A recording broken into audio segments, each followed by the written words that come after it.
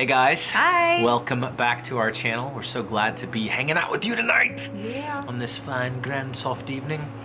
And talking about something that we are very passionate about, adoption. Yes.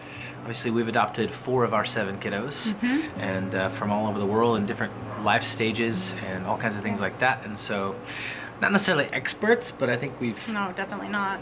done a lot of different types of things with that. Yeah, definitely have been through a few things, and I think just because our family is known for adoption in a lot of ways, we get a lot of comments and questions about it, and so we wanted to just kind of sit down and talk through some of the things that maybe we don't necessarily talk about as much or are not talked about in the world of adoption as much. And it's even things that we talk with other adoptive families about. Sure. And there's always that question of did we know? Did you know that this was going to be how it was going to be? Did you know? Even some of our adoptive friends here on YouTube. Yeah.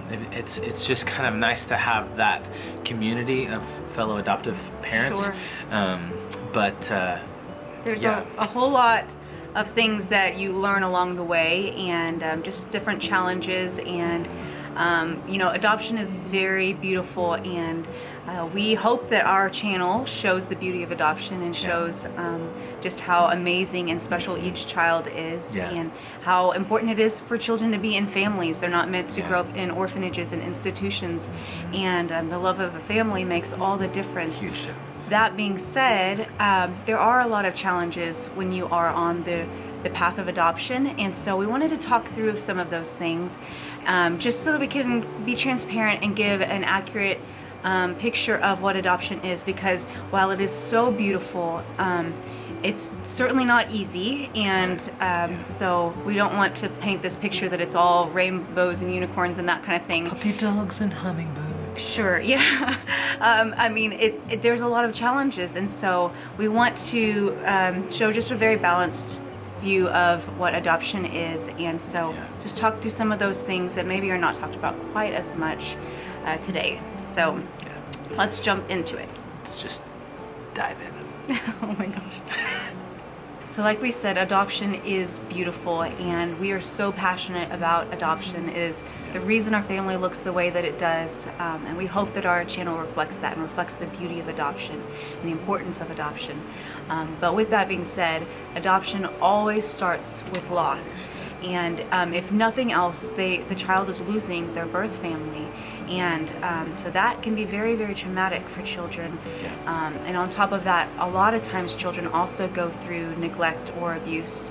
And so there are just so many layers of things that can have very long-lasting effects for children. Yeah, especially in those really formative years, those first few years of your life. To not have the nurture of a loving family has a profound impact on the development of a child on into their adulthood. I mean, there are so many good resources out there that talk about that, just the effects that has on children, and even on their brain chemistry, and just so many things. And while there's so much room for healing and for growth, and we're so passionate about that, about finding every avenue possible to help our children to heal and to grow in so many ways, we definitely don't want to minimize just the traumatic effects that can have on children, and some of them can be very long-lasting.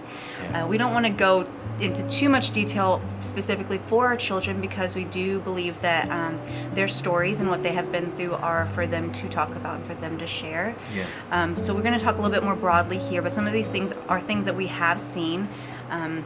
One of the biggest ones is food insecurities, because so oftentimes children have experienced what it is like to not have enough, and food is one of the biggest ways that children feel secure and safe. And so when that is missing and they're not having enough, that can be very, very detrimental for children. And so you see that food insecurities, anxiety over food, or food hoarding or overeating, that kind of thing. It's just very difficult for children, and there's so many adoptive families who see this as an issue that comes up. And so it's really good to be able to read through so many articles and books and just amazing resources that are out there to how to help your children work through some of these things and help them feel safe and secure, because it is such a big issue. And so that's definitely something that we have seen.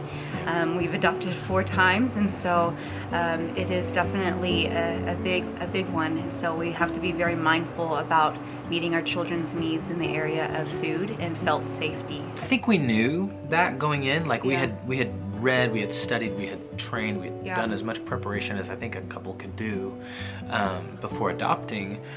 But what I think surprised us is how long-term that is, because I think you tend to think, okay, well, we're going to love them and they're not going to experience that anymore after a while. Like enough love will just kind of make those things go away, and that they'll be home 6 months or a year, and then we won't see that anymore. But it's not the case. You were telling me about this article you read from a really well-known actor recently who's made millions and millions of dollars, he's what, 50 something now, and he still has to carry like a candy bar in his pocket of his jacket all the time, just so that he has that there, so he knows he's not going to have to go without. He hasn't had to go without in years. I think just those formative years as a child, if you didn't have your needs met, so oftentimes that really does stick with you. And so even just on a biological kind of level, it just, your body keeps count. And so it takes a long time, a lot of times, years and years, a lot of times, to work through that. And just that's something that we are very aware of, and just want to be able to meet our kids' needs and that felt safety as much as we possibly can, and just having so much patience and grace, because you realize, that is coming from a place of deep hurt and loss. And even if your kids can't verbally express it, or they can't even, maybe it's more subconscious, it's just heartbreaking to know that can be something that lingers for a while. And we weren't necessarily aware of that early on. We thought like, oh, this is something you see early on, and then it goes away. And oftentimes for families, it doesn't go away immediately, and it takes years to work through. And it's definitely one of the most common things that we have heard from other adoptive families that they go through, and that we have experienced as well. And so just really trying to love our kids well and meet their needs as best as we possibly can as they process through that is really important. Another thing that we get asked a lot, specifically as it relates to our kids' special needs, is did you know? And in our case, particularly with Penelope and Lincoln, we knew that they had special needs. We actually had asked for harder to place children, specifically with special needs. We had really done the research and tried to figure out like what did we think we could handle, as much as you can actually choose what you think you can handle. And to some extent we knew. We knew that Penelope had cleft lip and palate. We knew that she had a couple of surgeries. We didn't know the extent of the damage to her teeth that are existing in her mouth. We didn't know we were going to have to do all of that. With Lincoln, we knew he had left side hemiplegia. We knew he had several strokes. We did not know about moya moya. We didn't know he was going to have that was the cause of his hemiplegia, that we were going to have to do brain surgery. We didn't know that. We really honestly thought, you know what, like brain elasticity is such a strong, powerful thing, and therapy, with the right therapy, both physical and occupational, that it would maybe be a few years he would be delayed, but that he would be able to catch up. And we had done significant, extensive research on hemiplegia particularly. We had never heard of moya moya before. No, so we didn't know about that condition. We didn't know about his seizures that he was having until we got. So there were several things with Lincoln that we were unaware of. With Liam, he's not necessarily special needs, but we had no idea that he had the growth hormone deficiency that he had. And so there were several years of us trying to track that down and figure out, why is he not putting on weight? Why is he not getting taller? Things like that. And so for years, Liam, people would initially everyone was, oh, he's so cute, oh, he's so cute.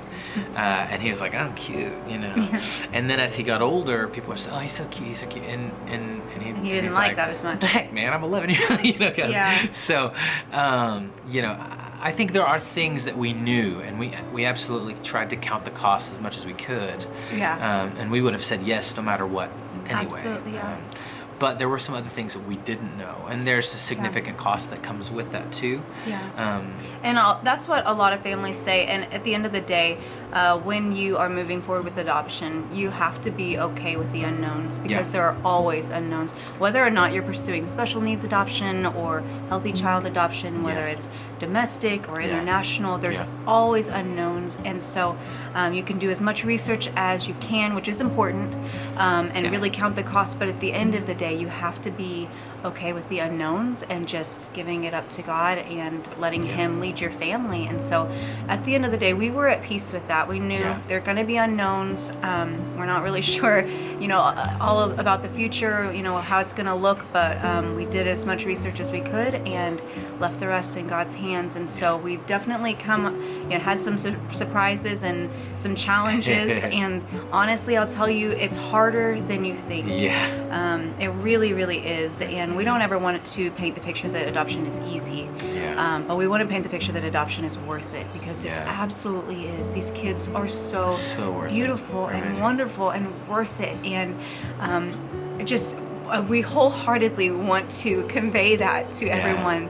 It's just, even with all the challenges and all the unknowns and all of the expenses and the medical stuff, I mean, it's Have you heard Lincoln laugh? Come on. It's absolutely amazing. It's awesome. So we want to be transparent about the challenges, and we talk about, you know, how scary it is for brain surgery and the things that we didn't know about, and all of that. But at the end of the day, would we do it again? Like absolutely. 1,000 times over again? Absolutely. We absolutely would, because we adore our children, and we couldn't be more thrilled to be their parents, and are so incredibly thankful that God has placed them in our family, and just the way that God has put our family together. And so we do want to, you know, portray an accurate picture of adoption. So adoption's not easy. It's very hard, and you need to do research and count the costs. But is it worth it? So worth it. 100%. And so I hope we can encourage other families to adopt, because there are so many children in need, and they are all beautiful, wonderful children created in the image of God, and every single one of them deserves a family that loves them and cherishes them. And you know, each time we've adopted, it just really breaks your heart to see the children that are left behind, and to wish and hope that you could, you know, change that reality for each child. I wish that no child would just sit in an orphanage or an institution. Even the best orphanages, like Lincoln came from a good orphanage, and he had like a foster family inside his orphanage that would take care of him, and he had like a little bit of therapy going on and stuff.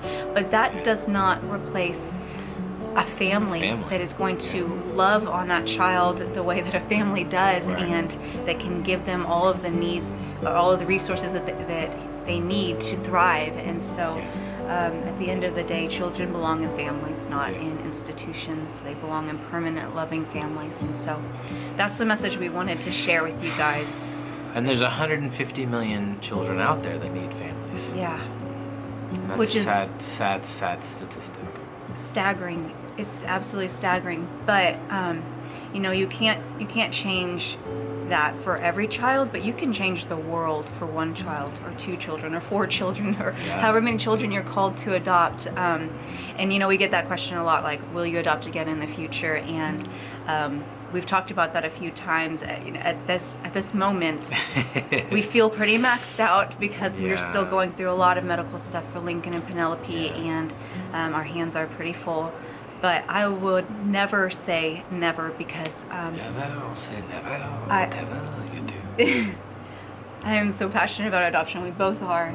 And so we'll never say never, because I do believe that it is so worth it. And honestly, I think at the end of the day, we might just adopt again, maybe have a couple more kiddos in our family, but not at the moment. And we'll just leave that up to God. That's for a video at a later day. We'll leave it up to God, and in the right timing, and when He opens the right door, we'll definitely prayerfully consider that. But anyways, guys, I hope this has just been a little bit eye-opening for you guys, and if nothing else, just accurately portraying a realistic picture of adoption. And it is so beautiful, and certainly there are challenges, but it's 100% worth it. So thanks so much for listening to us, guys, and we're thankful that you're along with us on this journey, and that we can share our lives and our story with you guys. So thank you so much for being part of this. It's really cool, getting to hear from all of you guys from all over the world, constantly just encouraging us and kind of cheering us on in our journey. It's really cool. Such a and we hope that we get to cheer you on as well. And so we'd love for you guys to go ahead and hit that like button. Maybe leave a comment below. Maybe you have some questions or thoughts about adoption. We'd love to hear those. And subscribe to our channel if you're not already doing that. Share it with your friends. And we just love to be on this journey with you guys. So thanks so much, guys. Thanks, guys. We'll see you next time.